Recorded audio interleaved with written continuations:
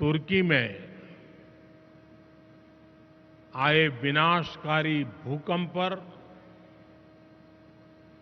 हम सभी की दृष्टि लगी हुई है।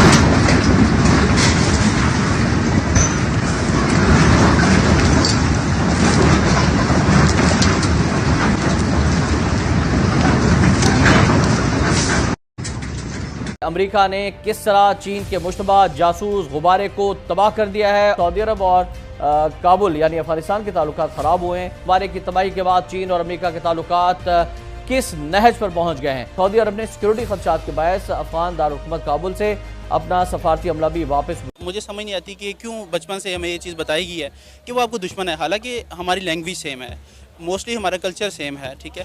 तो अगर हम उनसे जितना बेनिफिट हम उठाना चाहें तो उठा सकते हैं, लेकिन ये समझ नहीं आती कि क्या किया जा रहा है और क्या रीज़न है कि बस दुश्मन बताया कि कोई कौम तो क्या, हम आइडेंटिटी क्राइसिस तो तब होता जब हमें कौम होते, हमारा नजरिया होता पाकिस्तानियत कोई चीज़ है नहीं, ये ज़बरदस्ती धौंसी जाती है हम पे।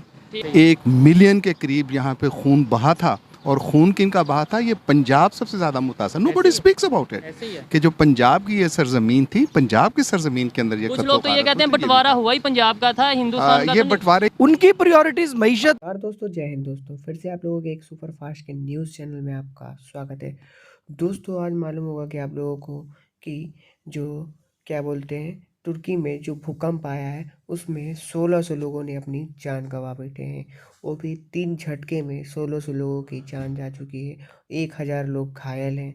अभी मलबे को हटाकर, कम से कम हटाकर उसे देखा जा रहा है। और यहाँ पे ये भी बड़ी खबर निकल के आ रही है कि इंडिया के प्राइम मिनिस्टर नरेंद्र मोदी ने उस पर शोक प्रकट किया है।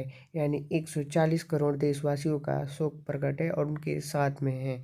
और दोस्तों, मैं ये भी बता दूं कि इंडिया के प्राइम मिनिस्टर अपनी NDRF की टीम अपनी भेज रहे हैं वहाँ पे लोगों को मदद के लिए, जो कि मलबे में दबे लोगों की मदद की जा सके और वहाँ के लोगों की जान बचाई जा सके। तो दोस्तों, आप लोगों को उम्मीद होगा कि ये यहाँ के जो लोगों की जो 1000 या 1600 लोगों की डेथ हुई है, तो आप लोग उससे निवेदन है कि इनके लिए शोक प्रकट करें, क्योंकि ये ऐसा प्राकृतिक आपदा आया करता रहता है। और दोस्तों, ये बहुत भयानक आपदा है जो कि तुर्की के लिए कहीं ना कहीं बहुत बड़ी नुकसान पहुंच गई है, लोगों की डेथ हो गई है।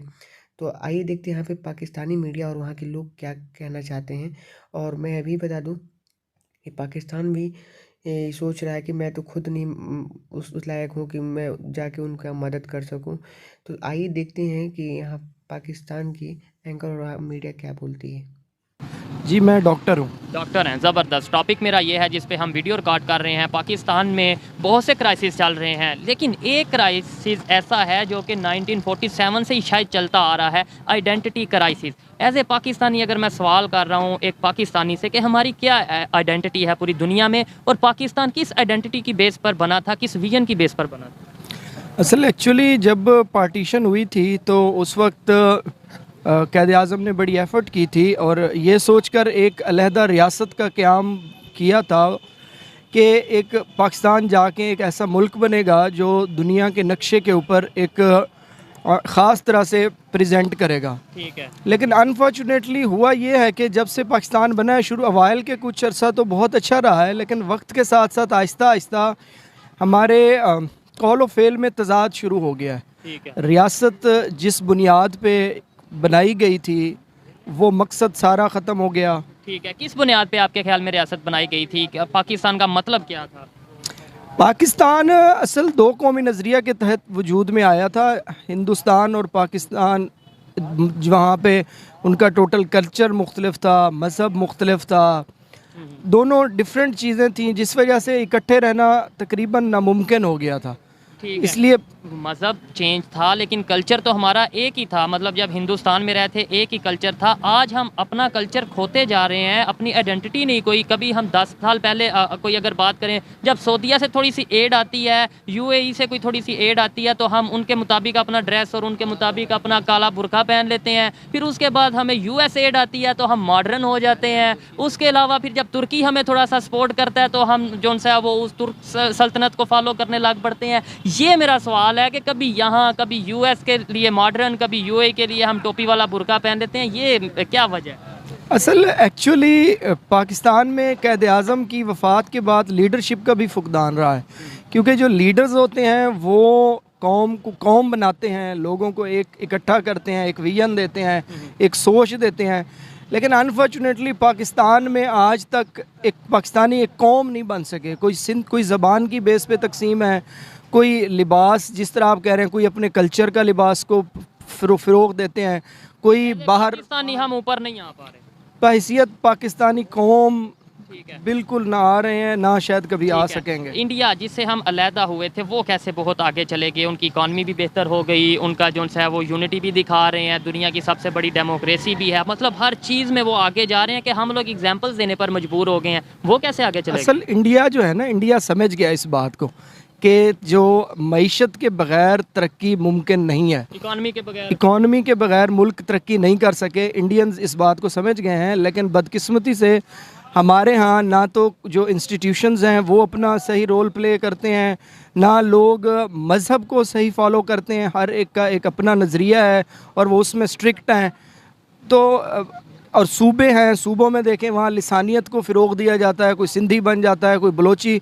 तो हमारे मईशत में भी इतनी ज़्यादा स्टेट्स हैं, इधर 22 करोड़ आबादी है, वहाँ पे 1 अरब तकरीबन 40 करोड़ आबादी है, वो कैसे यूनाइटेड हो चुके हैं, यही तो मैं पूछ रहा हूँ। सर इंडिया हमारे से इसलिए आगे क्योंकि वो इस बात को समझ चुके हैं कि लड़ाइयाँ झगड़े तफरके वहाँ पे हैं। आपको वो है, वो बहुत आगे आई हुई है इस टाइम। मोदी हालांकि उसी को रिप्रेजेंट करता है, उसी आइडियालॉजी को, लेकिन इर्रिस्पेक्टिव टू ऑल दैट, इन सारी चीज़ों ये सारी चीज़ें होती हैं, लेकिन उनकी प्रायोरिटी ये नहीं है जो प्रायोरिटीज़ हमारी हैं।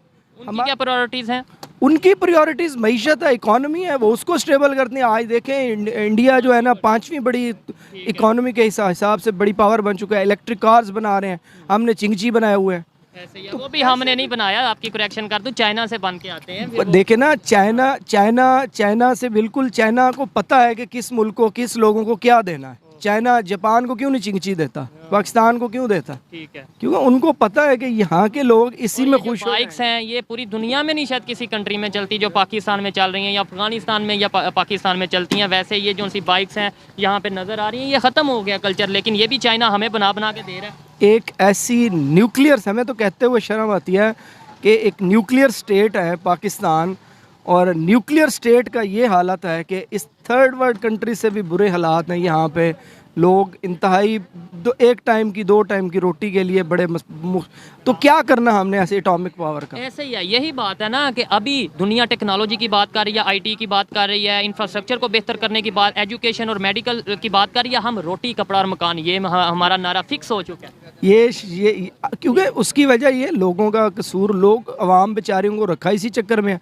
जब आपके बुनियादी बेसिक चीज़ें जो फंडामेंटल, और हम यहाँ पर चीज़ों पर बैन पे बैन लगा रहे हैं। एक वक्त था 2012 से 2016 तक पाकिस्तान में यूट्यूब बैन कर दिया गया था, और कहा जाता है कि जब इस तरह से कोई बड़ी वेबसाइट बैन की जाती है या बड़ी साइट वेब बैन की जाती है तो इसका मतलब है कि आहिस्ता आहिस्ता पूरा सोशल मीडिया बैन होने वाला है। जी ऐसी है। अब मैं वही आपको बता रहा हूँ कि ये समझ नहीं आती कि पाकिस्तान में कि क्या हो क्या रहा है। बेसिकली मेजर जो इशू ये है कि जो हमारे ऊपर सियासतदान या जिन लोगों ने पॉलिसी मेकर्स हैं उनका कंसर्न नहीं है कि आवाम के लिए उन्होंने क्या करना है। मतलब उनका बस, मुझे तो यही लगता है कि बस यही एम है कि पाकिस्तान में आएँ, पैसा बनाएं और बाहर चले जाएं। मतलब जो सिचुएशन अभी नज़र आ रही है, तो अब इस बात है, अब जिस तरीके से हमारे ऊपर पाबंदियाँ लगी हुई थी, अब वो भी बेसिकली इन लोगों की वजह से ही था, और हमें खुद सफ़र करना पड़ रहा है। बेसिकली अब खुद भी, मैं एक सीए प्रोफेशन से मैं बिलोंग करता हूँ, तो अब नज़र आ रहा होता है कि पाकिस्तान की जो इकोनॉमिस्ट हैं या इकोनॉमिकल जो सिचुएशन बनाई जा रही हैं, तो उसमें समझ नहीं आ रही कि एक आम बंदा क्या करेगा। इंडिया के बारे में क्या कहेंगे? इंडिया में फर्स्ट एप्पल स्टोर खुलने जा रहा है, हम तो बैन लगाई जा रहे हैं और लगाते रहेंगे। इंडिया की कामयाबी पर, इंडिया की तरक्की पर क्या कहेंगे? देखें, जो सबसे बड़ा रीज़न है ना कि जिस तरह हम देख रहे हैं कि इंडिया में अगर आईफोन का वो ब्रांड ओपन हो रहा है या इस तरीके से ट्विटर का उनका जो सीईओ था, अब रीज़न क्या है कि वो ना जो एक क्रिटिकल थिंकिंग वाले ये जो है ना जो एक क्रीम होती है माइंड उसको वो यूज़ कर रहे हैं। हमारे मुल्क में क्या हो रहा है कि आप जो एक एजुकेटेड पर्सन है उनको आप यूज़ नहीं करते, देन फिर क्या करते हैं हमारे लोग जो है कोई यूएई की तरफ मूव कर रहा है, कोई यूरोप की तरफ मूव कर रहा है। पहला रीज़न तो ये है। दूसरा, हमारे मुल्क में कहा जाता है कि जो बचपन से हमें एक बात बताई गई कि इंडिया हमारा दुश्मन है। अब मैं इस चीज़ को समझ नहीं पाया आज तक कि वो हमारा कैसे दुश्मन है। मतलब एक इतनी बड़ी इकॉनमी है, फॉर एग्जांपल अगर हमारा उनके साथ ट्रेड ओपन हो जाती है तो देन इसका बेनिफिट उनको इतना नहीं होना जितना हमें होगा, क्योंकि वो एक बहुत बड़ी पॉपुलेशन है। हमें इंडिया की ज़रूरत है, इंडिया को हमारी ज़रूरत नहीं है। जी ऐसे ही है, ये फैक्ट है। मतलब और पाकिस्तान में लोगों को मुझे समझ नहीं आती कि क्यों बचपन से हमें ये चीज़ बताई गई है कि वो आपको दुश्मन है, हालांकि हमारी लैंग्वेज सेम है, मोस्टली हमारा कल्चर सेम है, ठीक है। तो अगर हम उनसे जितना बेनिफिट हम उठाना चाहें तो उठा सकते हैं, लेकिन ये समझ नहीं आती कि क्या किया जा रहा है और क्या रीज़न है कि बस दुश्मन बताया गया है और बंद कर दें सब कुछ। और पूरी दुनिया इंडिया के साथ अच्छे टर्म्स बनाकर वो मुफाद हासिल कर रही है, अगर कोई इससे महरूम है तो सिर्फ पाकिस्तान। जी ऐसे ही है, बिल्कुल। मैं वो आपको बताया ना कि जो हमारे पॉलिसी मेकर्स हैं उनका कंसर्न। तो दोस्तों आप लोगों ने देखा कि पाकिस्तानी जो वहाँ पे मीडिया है वो बोल रहे हैं कि भारत जो है एक मजबूत स्थिति में, जिसकी वजह से वो मदद कर रहा है। तो दोस्तों उम्मीद करता हूँ ये वीडियो अच्छी लगी होगी। तो वीडियो अच्छी लगी तो प्लीज़ इस चैनल को सब्सक्राइब कर लीजिएगा। फिर मिलते हैं कोई नेक्स्ट वीडियो में, तब तक लीजिए हिंद, वंदे मातरम।